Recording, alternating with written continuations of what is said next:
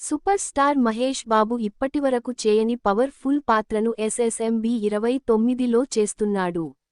హనుమంతుడి స్ఫూర్తితో మహేష్ బాబు పాత్రను దర్శకుడు ఎస్ఎస్ రాజమౌళి డిజైన్ చేసినట్లు తెలుస్తోంది.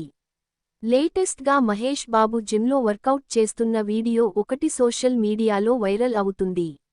జస్ట్ 14 సెకన్లు ఉన్న ఈ వీడియోలో మహేష్ బాబును చూస్తే జూలు విదిల్చిన సింహంలా వేటకు సిద్ధమైనట్టుగా కనిపిస్తున్నాడు.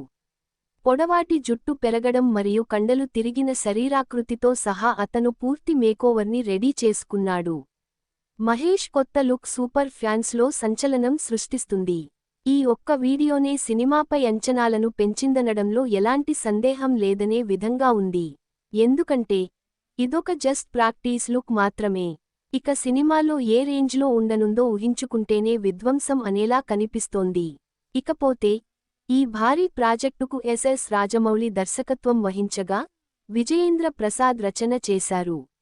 దాదాపు 1000 కోట్ల రూపాయలు భారీ బడ్జెట్తో దుర్గా ఆర్ట్స్ బ్యానర్పై కేఎల్ నారాయణ ఎస్ఎస్ఎంబి 29 నిర్మిస్తున్నారు. ఇది 2 భాగాలుగా తెరకెక్కనుంది. మొదటి భాగాన్ని 2027లో, రెండవ భాగాన్ని 2028లో విడుదల చేయాలని జక్కన్న భావిస్తున్నారు.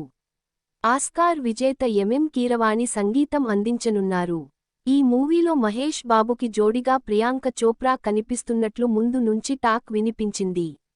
అయితే ఇప్పుడామె పూర్తి నెగటివ్ షేడ్స్ ఉన్న పాత్రలో కనిపిస్తుందని కొత్త టాక్ మొదలైంది.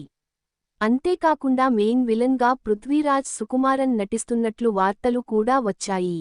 ఇప్పుడు పృథ్వీరాజ్ స్థానంలో బాలీవుడ్ యాక్టర్ జాన్ అబ్రహంను తీసుకోనున్నట్లు తెలుస్తోంది. త్వరలో ఈ విషయాలపై క్లారిటీ వచ్చే అవకాశం ఉంది. త్వరలో ఈ ప్రాజెక్ట్ నుంచి మరిన్ని వివరాలు ప్రకటించే